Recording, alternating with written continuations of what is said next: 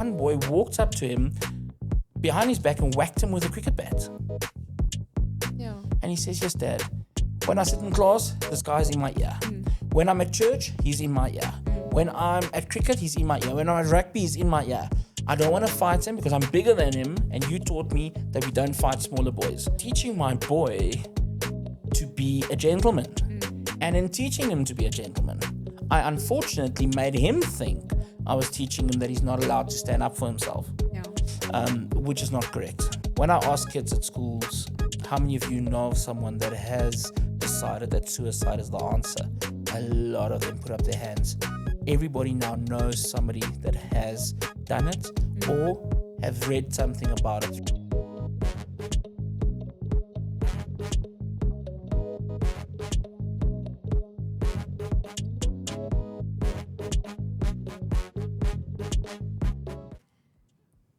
Hi everyone, welcome to episode 6 of Safe Parenting with Funky Fing, and today we've got Danie from the National Centre of Child Protection. So we had him in our previous episode, and I'm very excited to have him on for one more episode. So Danie, what I want to get into with this episode and is specifically around bullying. So what I normally say is when I was a child, and I've been bullied in primary school. At least the bully was in primary school, was at school. You know, it wasn't at home. But currently what the children are facing is the bully is coming with them into their bedrooms, into the place where they actually should be safe, into their homes, into their safe spaces. So bullying it's a harsh reality. It's always been a reality. I mean, even when I was at school, bullying was there. But now it's kind of like bullying on steroids. So would you mind sharing some of your stories? How have you helped children with bullying? And what are practical tips for us as parents out there to help our children with this bullying on steroids? Okay, so I'm going to start with, and thanks for having me back. I normally speak so much, people don't ask me back for a second time where I need to speak. So first thing, bullying is a massive issue. It's a massive problem. I'm going to start with what we had in my days at school, and as you spoke about yourself. That bullying still exists. That physical bullying where somebody intimidates you, they don't allow you to walk certain spaces at school, they go after you when you go out for break. That still exists. What has, however, happened is that, as you coined it now, it has taken some steroids. And the bully no longer only sticks to school. So in the old days, we had a bully, and the bully was a bully from, let's say, 7:30 in the morning until 1 o'clock, 1:30 in the afternoon, which was your average school time. And then the child was without the bully until the next morning. And weekends, there was no bullying at all. Today, that bully not only travels with you because it's on your cell phone, that bully also has now created new bullies. How do we create a new bully? If you bully me and everybody at school sees it, the kids that have my number can now say, oh, not as brave as you think you were. So there's now more little bullies that don't feel like bullies. And they will not accept, and their parents will not accept that they are bullies. But they are definitely contributing to bullying, and they have become bullies. They just don't realize or want to accept it. So, if we don't root out bullying as a cause from the start, we're going to have all these little sidetracks. So how do we stop bullying? Well, firstly, parents need to take responsibility. Okay. So we need to have open, honest conversations. We had this chat now off air. Parents forget that their child that actually attends school and their child at home are two different children. In many instances, or in very few and rare occasions, you'll have a child that's the same at school as they are at home, or the same at home as they are at school, at religious gatherings, at church, at sport gatherings, social gatherings, whatever. So it's in rare instances that you'll have the same child. And the reason for that is there's not the same role available. You can imagine that you being a mom and married, that you've got a mom role at home. But when you now go to school and there's 20 other moms that want to be the class mom, and I mean, I'm sure you've been in a few of those situations before, there's going to be one dominant female One dominant mom that wants to be the class mom. She's going to be able to do cupcakes faster than you. She doesn't work, so she's got all the time just to invest into, I'm going to say into school, but what she's after is a little badge for her child in grade 7 or grade 12 that says prefect or head boy or whatever. Okay? So that mom, so in that instance, you will not have the same role because it's a home. You're the caregiver, you're the nurturer, you're the one that cooks. But now you move to school. You're on the board, but you're not the main one. So now all of a sudden you submit, which changes your personality. Take you to church, same thing happens. You might be the one that has to make sure there's enough coffee, tea, sugar, milk, or you're just the one that takes the dirty cups and takes them to the kitchen sink for somebody to wash them. Or, in my worst nightmare, you'll be the one that has to wash. I don't like doing dishes, so I have to wash all the cups. So parents firstly have to take responsibility. I need to get to know my child so that I know whether my child is a bully, is being bullied, or is having trouble anywhere. Bullying is the root cause and the start of everything else that happens. I'm going to say that includes trafficking, that includes teenage pregnancies, that includes suicide, that includes all of that. Because it starts there. Now, the way I show that picture at schools is I normally take a weight or two with me. I know big weights, a small, a dumbbell, a half a kilogram dumbbell and a kilogram dumbbell. Why do I take two? Because I love to give the boys a choice. And guess what? All the boys always choose the heavier one. What bullying does is it's something that they have to hold in the air. So I always say, hold this for me in the air. So they always play with this weight and they're like, oh, this is so light. Yeah. Great. Hold in the air. You can't. Bullying is that thing that starts eating away at you, starts hurting you if it's not being treated. Okay?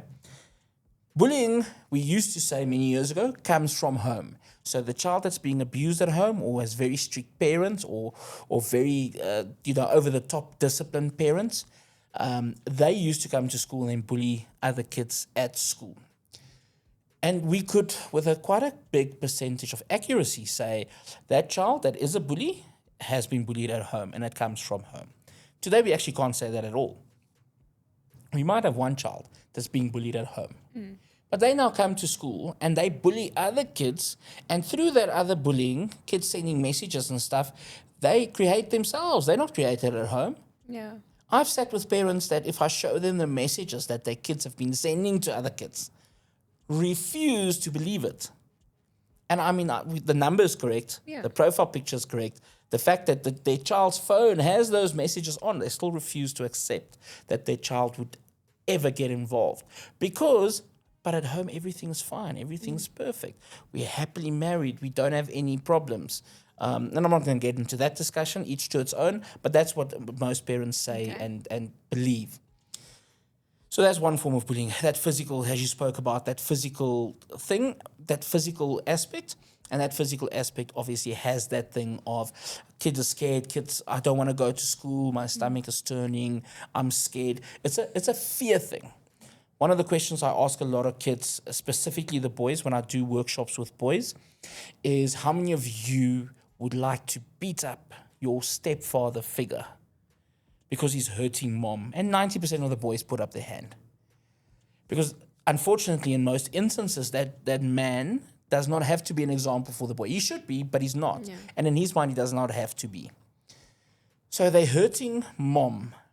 That boy feels worthless because he cannot stand up because he's fearful. Because that guy is normally bigger and stronger than him. And I cannot begin to explain, us men, we've got this thing they call an ego. It's a very weird, dangerous thing. And fragile. Very fragile. Very. And the problem is it takes shots at your ego.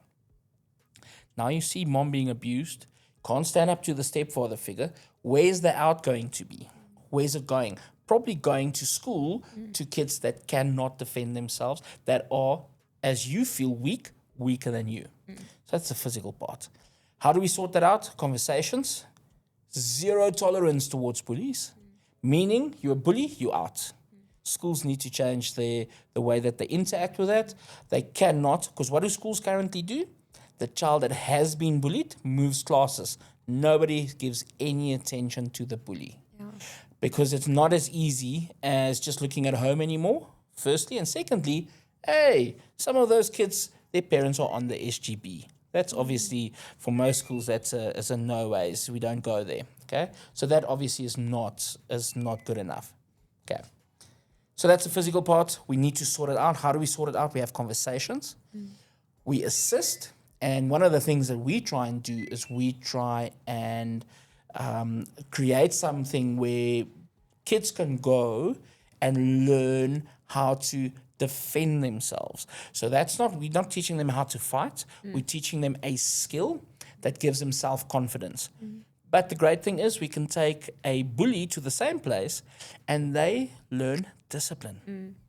Because once they've got somebody that now believes in them, they kind of change that. And we're very strict. So if you're now going to continue with that, it stops.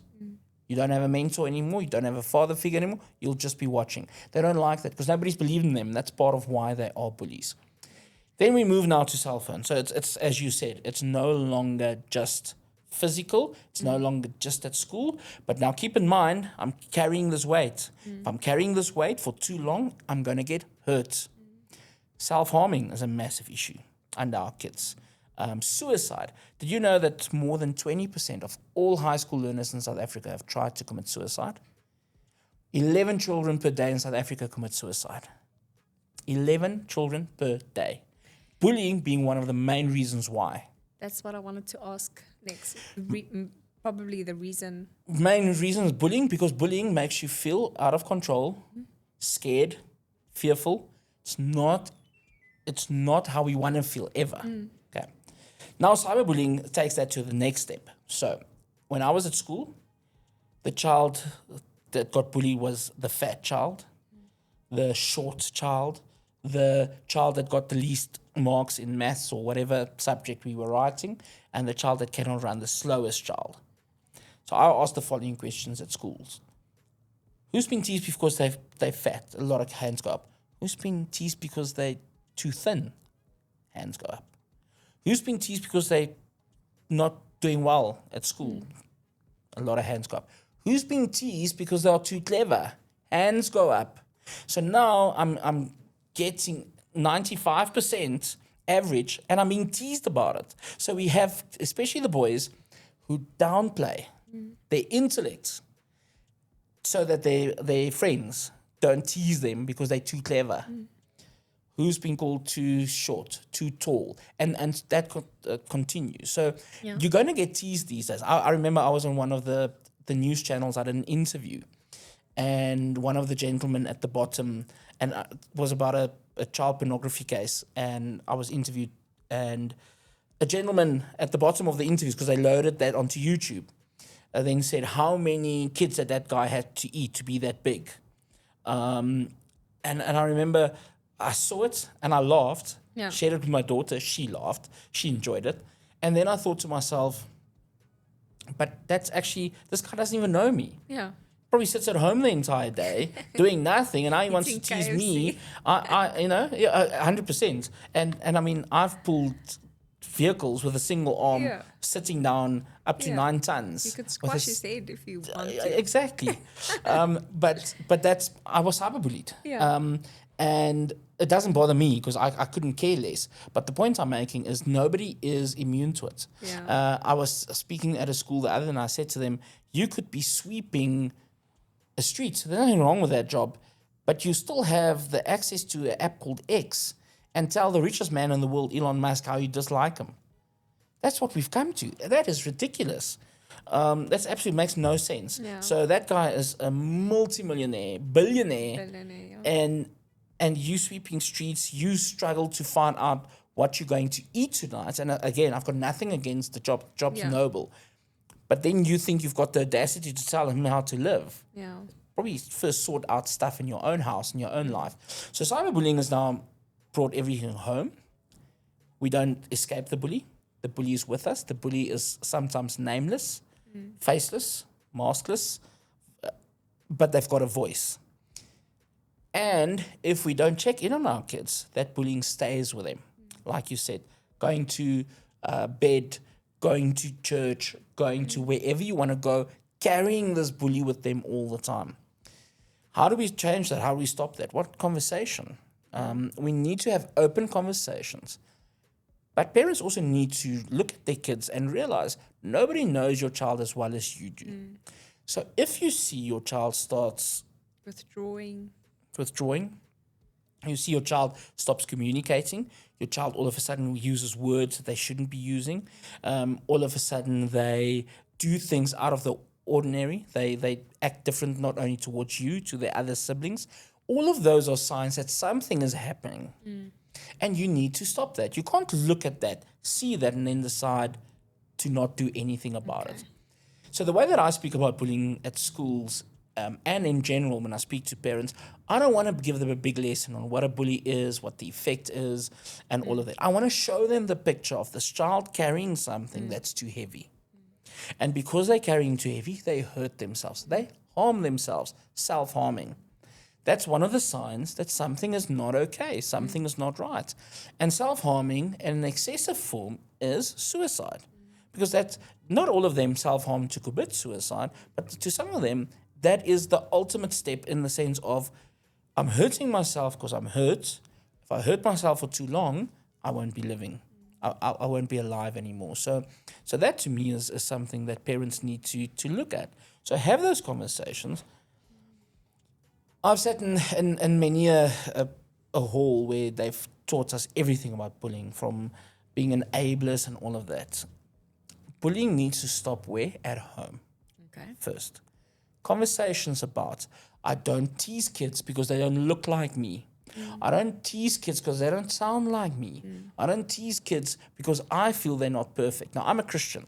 So one of the ways that I do it, especially at schools that allow me to speak about Christianity, is that you create yourself. No. Does God make mistakes?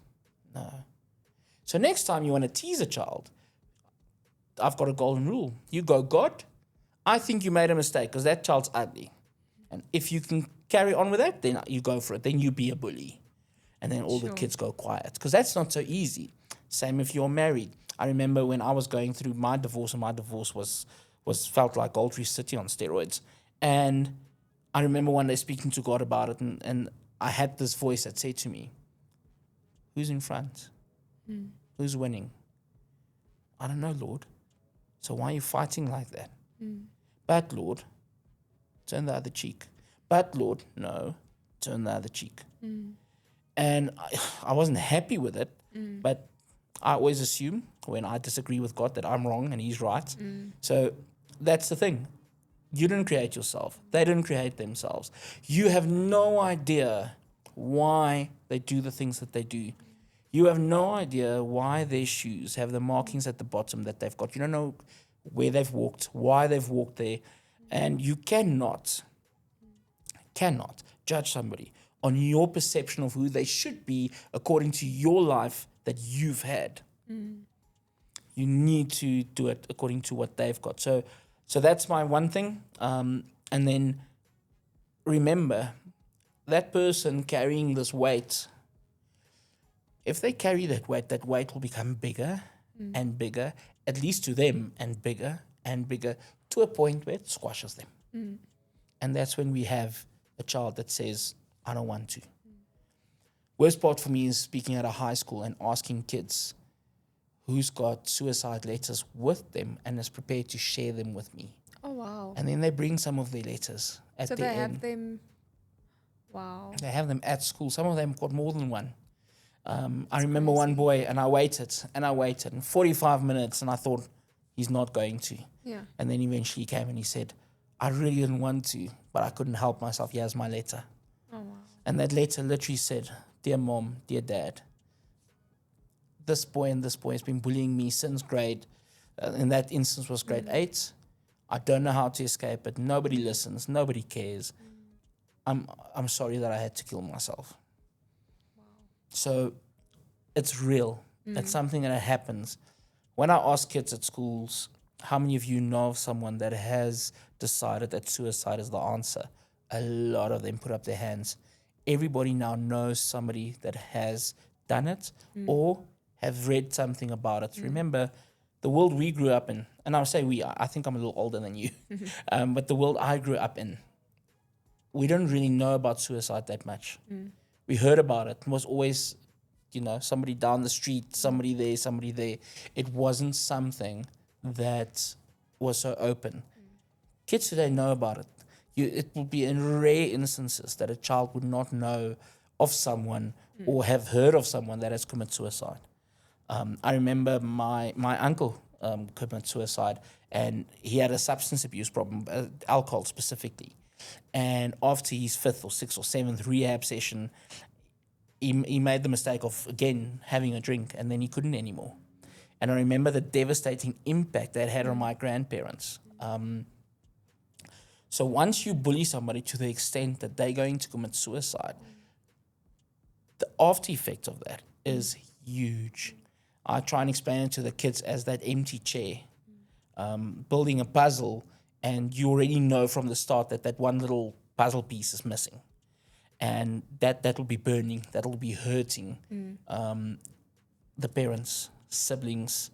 Very rare that we find that parents of young kids that commit suicide, rare that we find that their marriages survive it.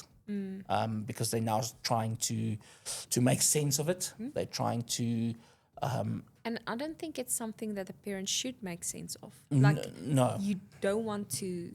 That's not a situation that you don't want to be in. And the other problem is you're always going to blame yourself. What could I have done differently?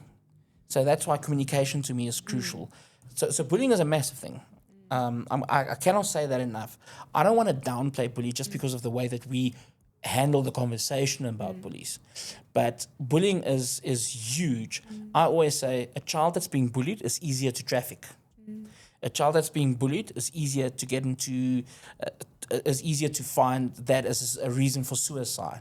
A child that has been bullied, their chances of becoming pregnant at a young age is not bigger because fatherlessness plays a big role, but there's a big percentage of that plays a role. Because if you're being bullied because you are, the Afrikaans word that the kids use at schools, jy's 'n koek.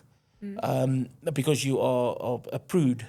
Is that the word in English? So now you're being teased for that. So how do you bypass that?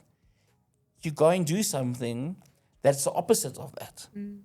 And in many instances, because you didn't do it for any other reason but to make a point, they fall pregnant. Yeah.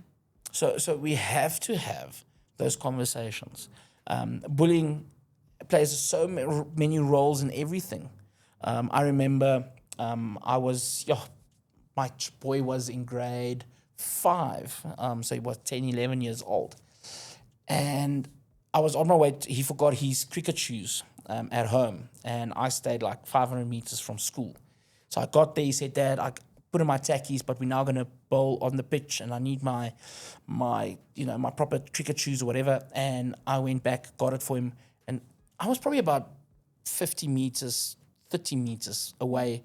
And this one boy walked up to him behind his back and whacked him with a cricket bat. And I said, I got there, and I'm not a very well-behaved dad. I'm going to be very honest. I don't tolerate bullying in any form, not from my kids, not to my kids. And obviously he then said to the boy, that's wrong, told the coach, and said, you know what, don't do that.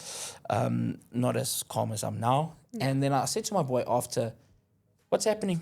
Yeah. And he says, yes, Dad. When I sit in class, this guy's in my ear. When I'm at church, he's in my ear. When I'm at cricket, he's in my ear. When I'm at rugby, he's in my ear. I don't want to fight him because I'm bigger than him, and you taught me that we don't fight smaller boys. I said, okay, but you're allowed to stand up for yourself. Yeah. And luckily it ended then because, the dad made contact, and when he met me, he was very friendly, which is a bonus. Maybe I'm not as friendly as I think. But that I remember, it affected me because I was teaching my boy to be a gentleman. And in teaching him to be a gentleman, I unfortunately made him think I was teaching him that he's not allowed to stand up for himself. Yeah. Which is not correct. So that's the same with us. I've got 3 boys. So my husband, he's very strict in the way that he also doesn't tolerate bullying. So my approach was turn another cheek, maybe just warn the boy, and his approach is, no, you stand up for yourself. regardless if the bully is bigger than you, you stand up for yourself. If you get hurt, it's fine. But then next time, that bully knows that you're not such an easy target. So they stop. So my husband, we do wrestling with the boys. And I think what you said about, I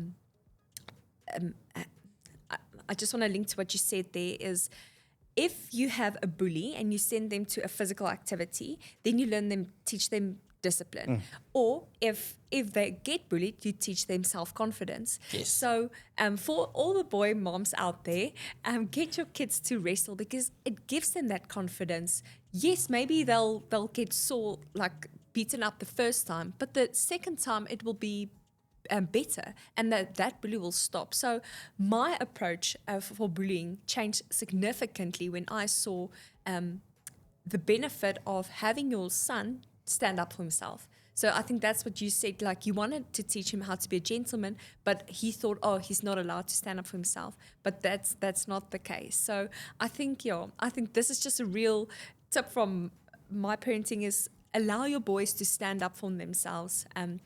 I mean, obviously don't encourage them to be the bully, but if they are getting bullied, stand up for yourself. 100%. That's crucial. So, especially in our culture, we kind of want to always do the right thing. Yes.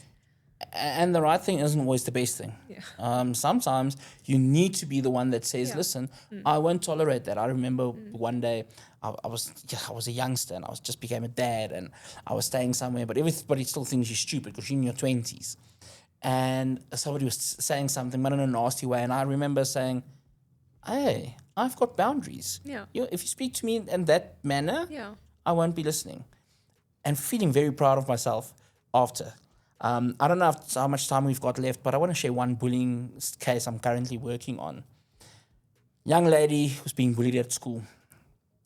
And it started as one of her classmates. So 89% of all cyberbullying in South Africa happens within school and class setups. Okay. So it's very rare that cyberbullying, and I'm not speaking about the fake profiles that make Yes. contact on Instagram and TikTok and so forth. I'm specifically only speaking about the cyberbullying aspect. And there you go. So she was in the class, girl was always saying things like, you smell, you do this, you this, you this. Then the girl went a step further and created TikTok videos where she's literally calling her out for something between a fight and a whatever, which is obviously unacceptable. To a point where this girl's mom has now informed us that she's moved schools. So if we don't speak about the bullying, the impact is to a point where a child is going to have to move around. And we are going to be the reason, because of our kids, and we have to take responsibilities for our kids' actions, are then going to act in a certain way. Because we're not telling them it's wrong, they're going to continuously act in a certain way. And that's going to damage someone, it's going to hurt someone, and as we said earlier, the long-term effect might be something like suicide. That's crazy. It's crazy. Wow. Thank you, Danie. I think we're going to wrap off this episode. Thank you for all your insights that you've given us on bullying, cyberbullying. I think what I've taken from this is we've got two sides of the coin for bullying, being bullied and being a bully. Both of them comes down to communication. So teaching our kids not to be a bully because of they have a physical presence that's different. And also, if they get bullied, be in conversation, be intentional, see their behavior that changes. And I also just want to use this opportunity to speak to the schools to have a no bully policy, just like you and I have as parents. We don't allow our kids to be bullies, but we also don't want them to be bullied. And that should be the same at schools. So schools, if you're listening, please take that up. Thank you, Danie. Thank you for being here. We really appreciate it. And we appreciate the work that you're doing out there. Keep on doing what you're doing. Thank you so much. Awesome. Thank you.